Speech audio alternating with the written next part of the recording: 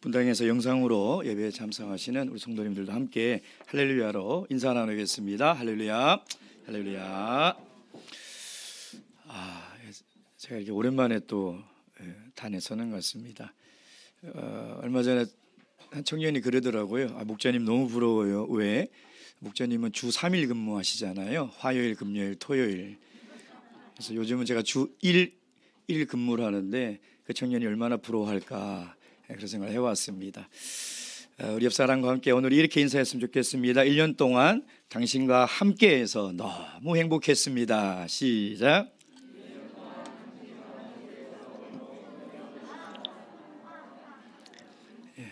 정말 진심으로 1년 동안 우리 성도님들과 함께해서 너무나 행복한 시간이고 감사한 시간이었습니다. 예수 그리스도의 이름으로 하나님 말씀 증거하도록 하겠습니다. 고린도전서 15장 10절 말씀. 고린도전서 15장 10절 말씀. 올해의 마지막 날 저에게 주시는 이 귀한 계시 말씀을 통하여 하나님의 음성을 다 듣고 이 말씀을 깨달아 하나님의 은혜를 누리는 그런 시간 될 수 있도록 한 목소리로 읽도록 하겠습니다. 시작. 그러나 나 된 것은 하나님의 은혜로 된 것이니 내게 주신 그의 은혜가 헛되지 아니하여 내가 모든 사도보다 더 많이 수고하였으나 내가 아니요 오직 나와 함께 하신 하나님의 은혜로다. 아멘. 연말이 되면 누구나 다 철학자가 되는 것 같다라는 생각을 해보았습니다. 특별히 올해는 마지막 날이 안식일이지 않습니까?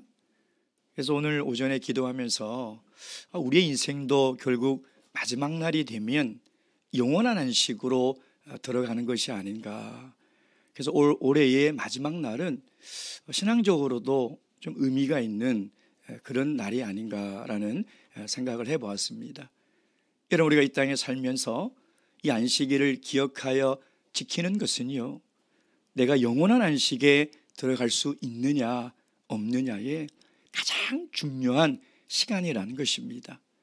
우리가 이 안식일을 정말 귀하게 여겨서 내 인생의 마지막 날, 그것으로 끝나는 것이 아니라 우리 모든 인생이 영원한 안식의 시간 속으로, 영생의 시간 속으로 다 들어가야 되지 않겠습니까?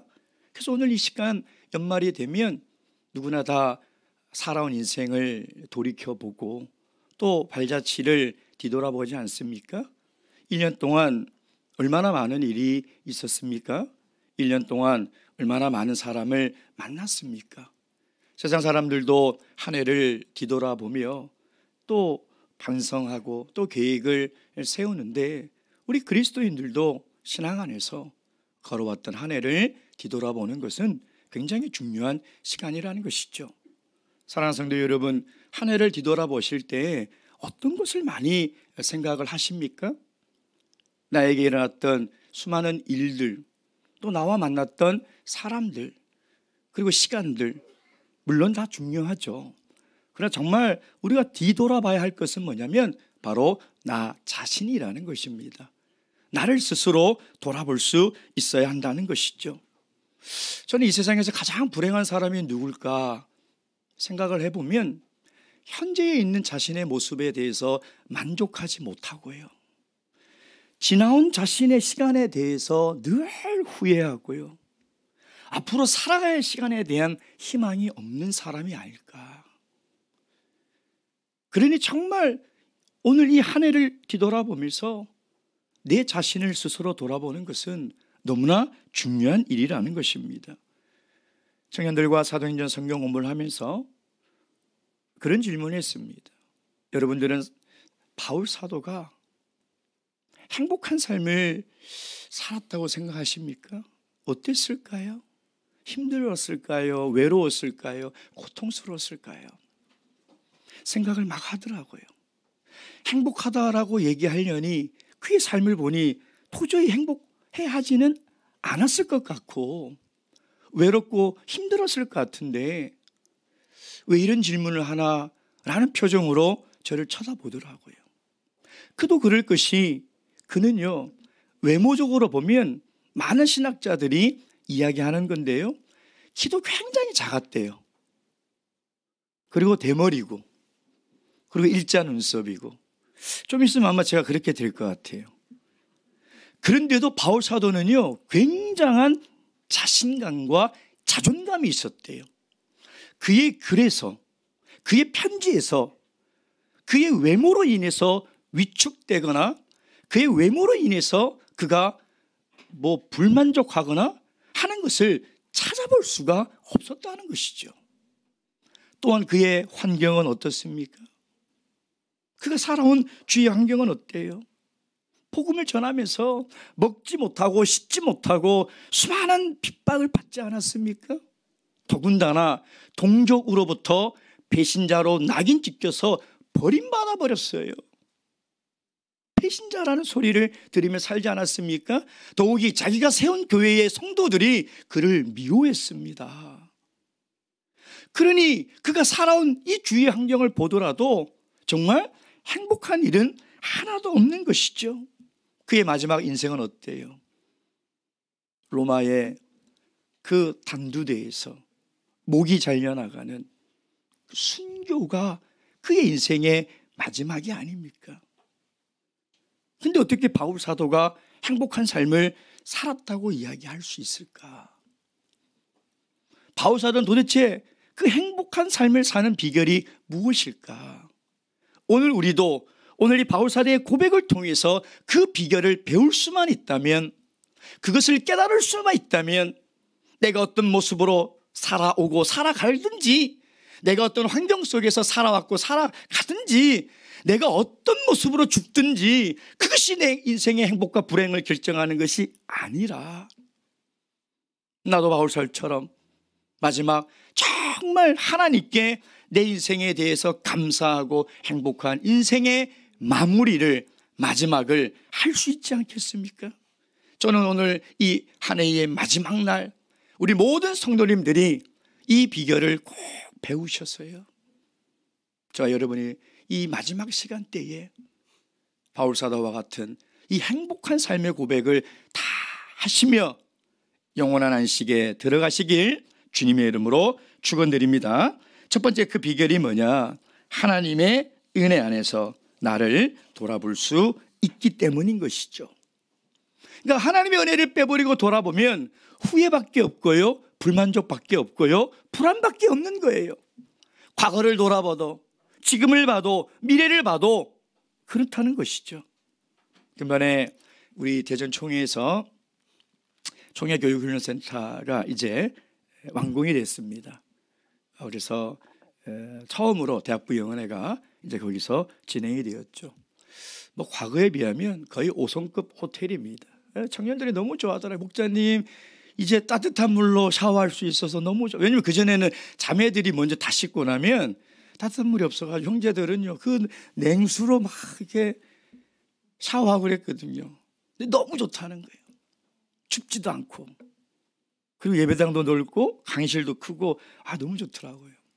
한 100여 명의 대학생들이 모여서 믿음의 사람, 믿음의 여정이라는 제목으로 창세기의 4명의 인물을 통해서 도대체 믿음이 무엇인가, 우리가 어떻게 하면 믿음의 사람이 될 수 있으며 믿음의 여정은 어떻게 걸어가는 것인가에 대해서 4박 5일 동안 함께 공부하는 그런 아주 귀한 시간이었습니다.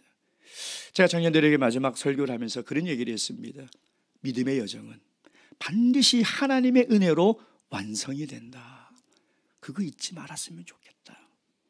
우리가 걸어가는 것이 아니라 하나님의 은혜로 걸어간다는 것이죠. 오늘 다시 한번 바울사도의 고백을 보도록 하겠습니다. 그러나 나 된 것은 하나님의 은혜로 된 것이니.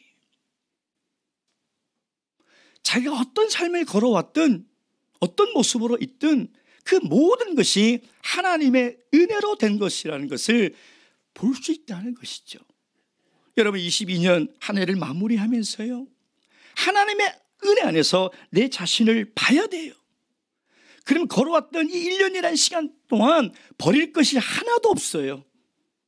아팠던 기억도, 힘들었던 시간도, 좋았던 시간도 다 하나님의 은혜라는 거예요.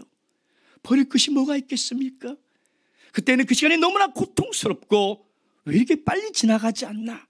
라고 하나님께 원망하고 힘들어했지만 하나님의 은혜 안에서 올 한 해, 오늘 지금 이 시간 내 모습을 보면 버릴 것이 없고 후회도 없다라는 거예요. 그래서 하나님의 은혜 안에서 마지막 날 이 시간 나의 모습을 돌아봐야 된다는 것이죠. 아주 오래전에 미녀는 괴로워라는 영화가 있었어요. 이해가 안 되시죠? 미녀가 아니라서 그러십니까? 저는 이해가 안 됐어요. 왜 미녀가 괴롭지? 미녀는 즐거워야 되지 않나요? 고개를 끄덕이시는 미녀가 몇 분 계십니다. 미녀가 왜 미녀는 즐거워야 되고 미녀는 행복해야 되는데 미녀가 왜 괴롭지? 그래서 티켓을 사서 영화 극장에 들어갔죠. 저의 궁금증은 오직 하나였어요. 왜 미녀가 괴로울까? 그게 너무나 궁금한 거예요. 다들 미녀가 되고 싶어하고 미녀를 아내로 맞이하고 싶어하는데 뭐지? 하고 봤어요. 물론 코미디 영화지만 저는 이 영화는 분명히 이 감독이 이 사회에 던지는 아주 무거운 메시지가 있다라고 저는 생각을 했습니다. 그 내용이 뭐예요? 아주 뚱뚱하고 못생긴 이 여자가요, 자기 자신의 현재 모습에 만족을 하지 못합니다. 근데 얼마나 귀한 재능이 있었는지 알아요? 노래를 너무나 잘 불러요. 근데도 그는 늘 불행하다고 생각하며 살아가고 있었죠. 이 여성의 꿈은 뭐냐면 예뻐지는 거예요. 그러니 다른 사람의 삶을 살아보고 싶은 거예요. 미녀가 되고 싶은 것이죠. 그 전신을 성형수술을 다 했어요. 그 100kg의 그 거구가 아주 그냥 날씬한 아름다운 여자로 탄생이 된 거죠. 그래서 너무나 행복할 거라고 생각했는데 살아보니까 아니었던 거예요. 내가 정말 꿈꾸던 타인의 삶을 살면 행복할 거라고 생각했는데 살아보니 행복한 마음이 하나도 안 들더라는 거죠. 마지막 그 무대에서 그 노래를 하는데 자기의 모습, 있는 모습 그대로 노래를 부르면서 저는 그 노래가 이야기를 하는 것 같았어요. 지금 내 모습이 가장 행복하구나. 지금 내 자신이 가장 행복하구나. 그래서 저는 그 영화 제목을 이해하게 되었어요. 그래서 미녀가 괴로웠구나. 혹시 시간이 되시면 넷플릭스에서 회원 가입하시고 보시면 될 겁니다. 여러분, 우리가요, 우리 인생을 살면서 우리 인생의 가장 큰 불행이 뭐냐? 나의 나됨을 발견하지 못하고 인정하지 못하는 것이죠. 바울 사도는 사실 과거의 삶을 자랑할 게 아무것도 없습니다. 신앙 안에서. 왜요? 예수 믿는 사람을 잡아다가 죽이고요, 교회를 핍박했던 사람이 교회 안에 들어와서 자랑할 게 뭐가 있습니까? 그러니까 정말 부끄러웠을 거예요. 많은 사람들이 자녀들에게 그렇게 얘기하죠. 야, 나처럼 살지 마라. 나처럼 되지 마라. 왜 그래요? 부끄러워서 그런 거죠. 근데 하나님의 은혜 안에 보면 부끄러울 게 하나도 없는 거예요. 어떻게 살아왔던, 내가 부족하게 살아왔던 그것이 중요한 것이 아니라는, 하나님의 은혜를 빼니 지금 내 모습이 너무 부끄럽고 너무 수치스러워서 사람들에게 내세우지 못하는 거예요. 근데 하나님의 은혜 안에 보세요. 부끄러울 게 뭐가 있습니까? 부족한 게 뭐가 있냐 이 말이에요. 바울 사도가 부끄러워하지 않았던 것은 뭐냐면 하나님의 은혜 안에서 자신의 모습을 봤기 때문이라는 것이죠. 그래서 바울 사도는 부끄러운 자기 과거를 생각하면 생각할수록 오히려 더 하나님의 은혜가 더 감사한 거예요. 그게 더 큰 거죠. 못생기고 키도 작고 성도들도 다 싫어하고 동족으로부터 배신당해서 외롭지만 하나님의 은혜 안에서 자기 자신의 모습을 보니까 너무 감사한 거예요. 고린도전서 15장 8절 9절 말씀 보겠습니다. 고린도전서 15장 8절 9절 다 함께 읽겠습니다. 시작. 맨 나중에 만삭되지 못하여 난 자 같은 내게도 보이셨느니라. 나는 사도 중에 지극히 작은 자라. 내가 하나님의 교회를 핍박하였으므로 사도라 칭함을 받기에 감당치 못할 자로다. 정말 과거를 돌아보면 너무 부끄럽고 숨고 싶고 성도들에게 나처럼 살지 말라고 이야기하고 싶지만 나이 나 된 것을 보니 다 하나님의 은혜였다는 거예요. 그래서 행복하다는 거예요. 부끄럽거나 수치가 없다는 것이죠. 사랑하는 성도 여러분, 한 해를 돌이켜보면 부끄러운 일들이 우리가 얼마나 많습니까? 예수를 알기 전 과거의 모습을 보면 하나님께 부끄러운 것이 얼마나 많습니까? 근데 그럴수록 하나님의 은혜가 더 큰 거예요. 그럴수록 하나님의 은혜 안에 있는 내 모습이 너무 행복한 거예요. 잘 살아온 사람들은요, 그걸 잘 몰라요. 평탄하게 살아온 사람은 그걸 깨닫는 것이 참 힘들어요.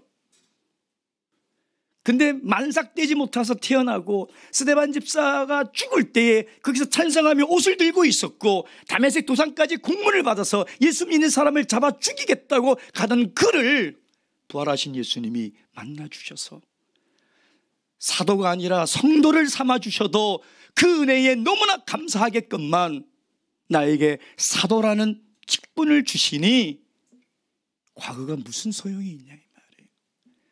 그게 무슨 부끄러운 과거가 될 수 있냐 이 말이에요. 그러니 얼마나 감사합니까? 여러분, 우리가 살아가는 인생 올 한 해 수많은 실패와 실수도 하고 자신에 대해서 실망도 합니다. 그러나 절대 잊지 말아야 할 것은요, 하나님은 우리를 포기하지 않으세요. 하나님의 은혜를 거두지 않는다는 것입니다. 여러분, 보배로운 금덩어리가 땅에 떨어져 굴러 흠집이 났다고 아이고 금덩어리가 이게 흠집이 났네 하고 휴지통에 버리는 분 있나요? 없어요. 우리는 하나님에게 그만큼 소중한 존재예요. 좀 떨어져서 흠집이 나면 어때요? 좀 굴러다니다가 망가지면 어때요? 여전히 금덩어리인데. 그러니 그것이 하나님의 은혜라는 거예요. 그러니 그 은혜 속에서 올 한 해 내가 걸어왔던 나를 보면 후회할 것도 없고요, 부끄러울 것도 없고, 그냥 그 하나님의 은혜가 더 커서 앞으로 살아갈 23년에도 하나님의 은혜를 사모하며 살아가게 되는 것이죠. 사랑하는 성도 여러분, 오늘 한 해를 마감하는 마지막 안식일, 지나온 1년 동안 어떤 삶을 살았든지 부끄러워하지 마시기 바랍니다. 나이 나 된 것은 다 하나님의 은혜라는 그 고백을 하시며 1년 동안 참 행복했다. 왜? 하나님의 은혜 안에 살았기 때문에. 그런 행복한 간증들을 다 나누시는 마지막 날이 되시길 주님의 이름으로 축원드립니다. 두 번째, 우리가 바울 사도를 통해서 배워야 될 그 행복의 비결이 뭘까? 두 번째는요, 하나님의 은혜 안에서 최선을 다했기 때문입니다. 그래서 행복한 거예요. 대부 영혼을 마치고 이제 서울로 올라오는데 연말이라서 그런지 평일인데도 차가 너무 막히더라고요.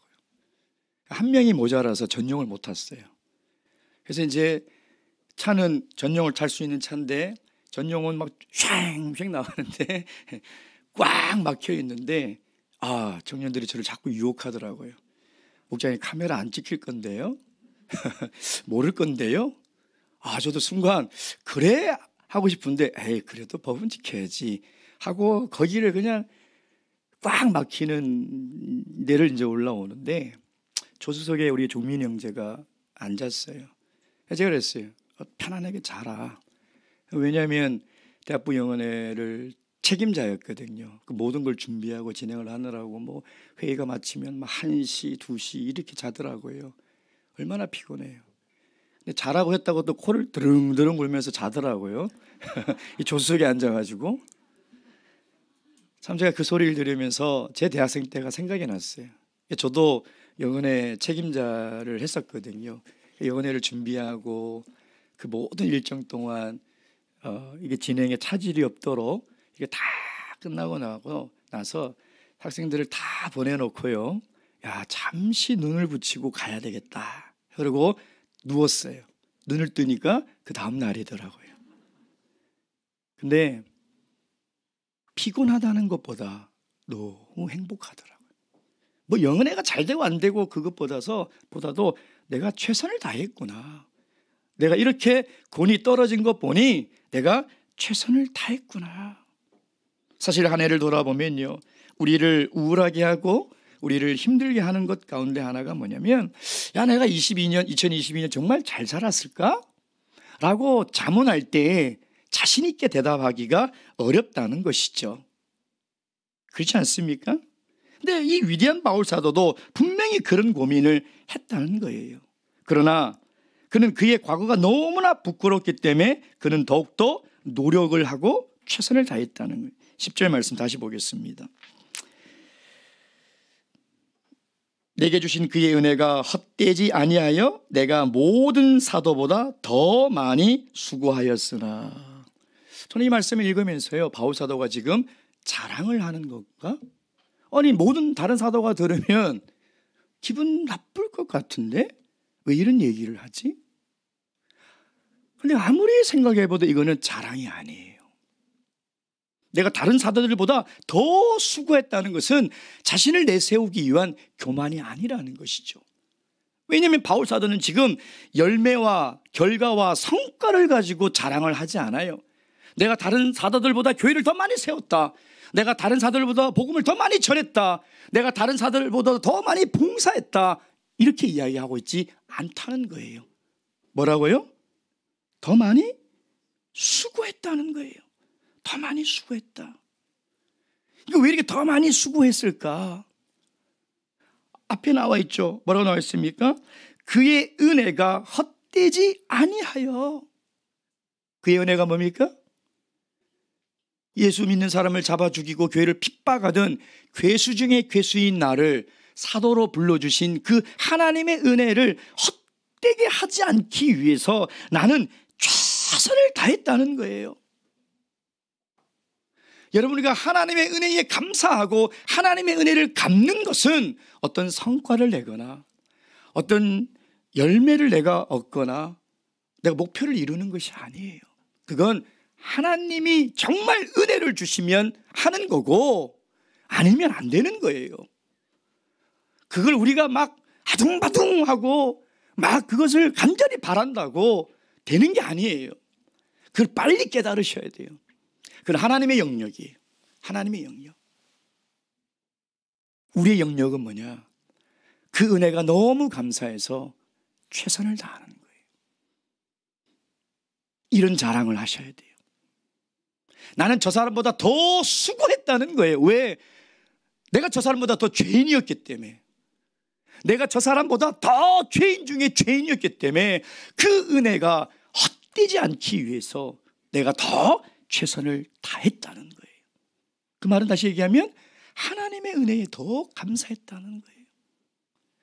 저는 오늘 이 말씀을 준비하면서 묵상하면서요, 스스로에게 물어봤어요. 너는 얼마나 수고하고 최선을 다했냐?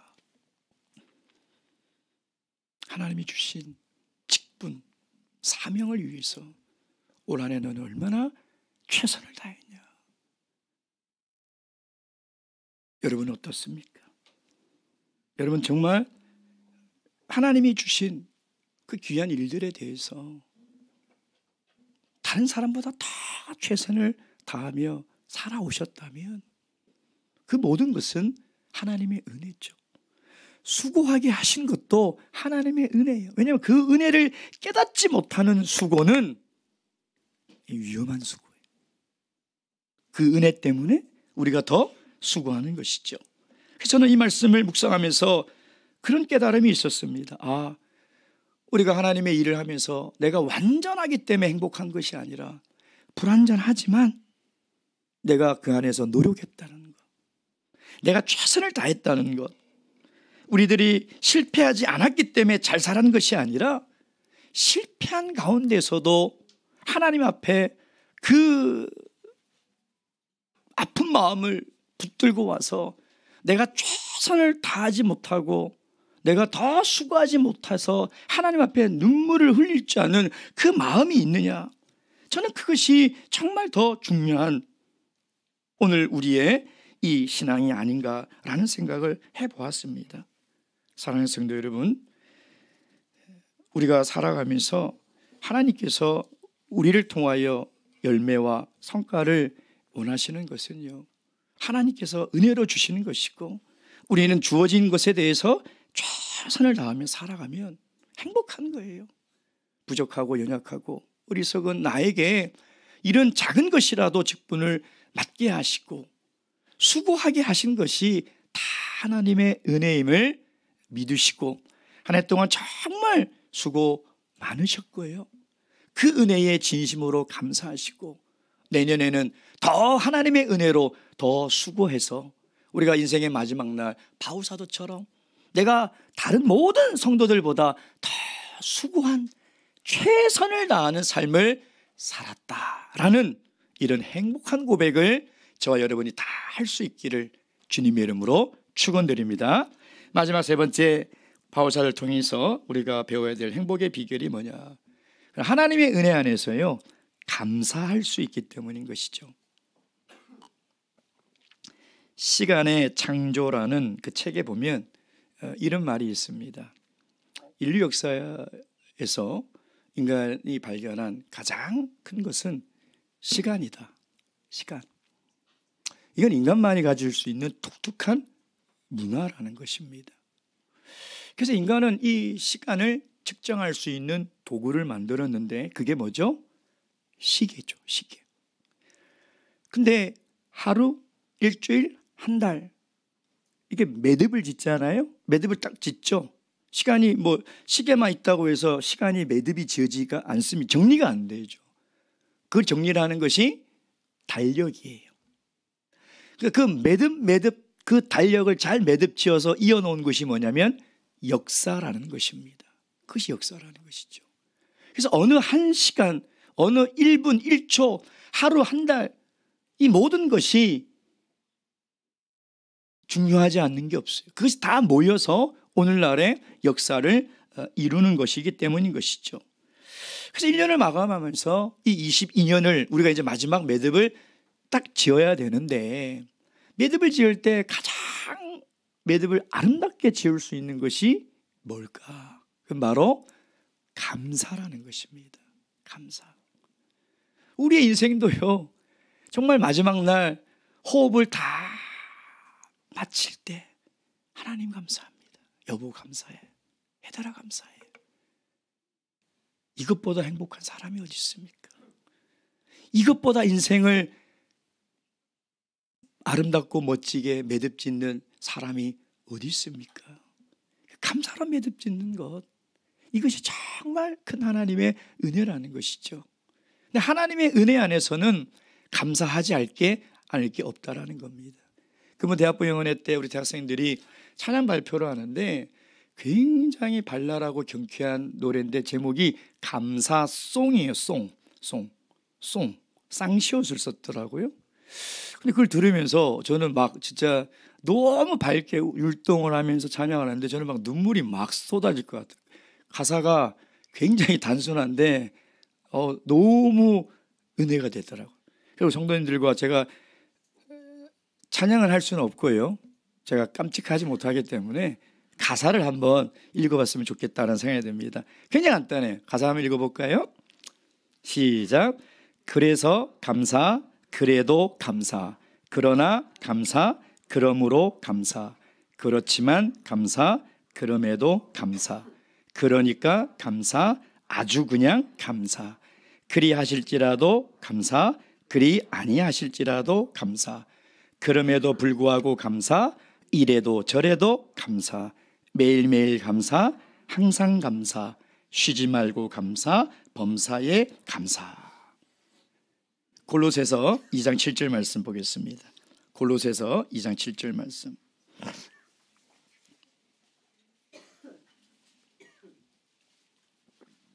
골로새서 2장 7절 말씀. 자, 찾으셨으면 2장 7절 한 목소리로 읽도록 하겠습니다. 시작. 그 안에 뿌리를 박으며 세움을 입어 교훈을 받은 대로 믿음에 굳게 서서 감사함을 넘치게 하라. 전 이 찬양을 들으면서 이 구절이 생각났어요. 감사가 진짜 콸콸콸콸 넘치지 않습니까? 제일 마음에 와닿던 가사가 뭐냐면 아주 그냥 감사, 이래도 저래도 감사.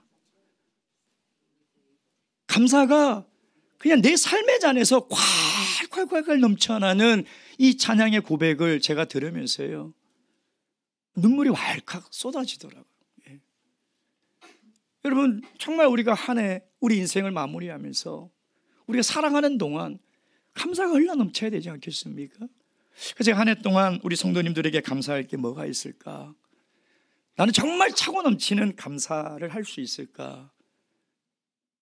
먼저 부족한 종을 위해서 늘 우리 성도님들 기도해 주시고, 바쁜 목자는 나쁜 목자래요. 제가 얼마나 나쁜 목자입니까?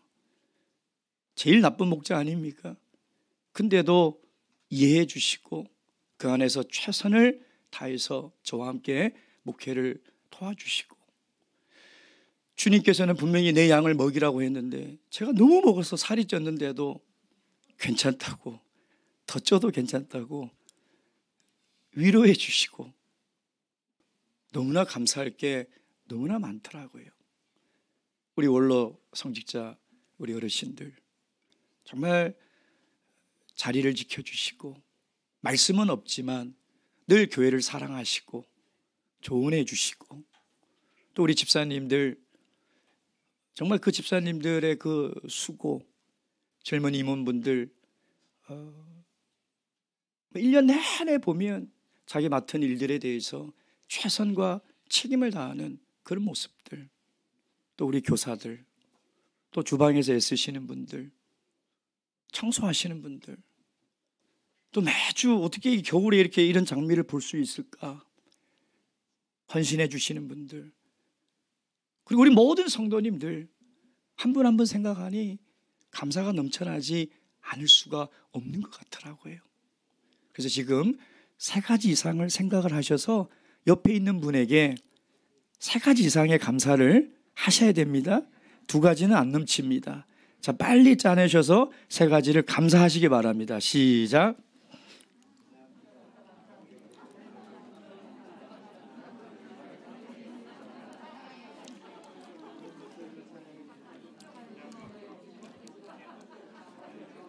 막 감사가 이제 흘러 넘치는 것 같습니다.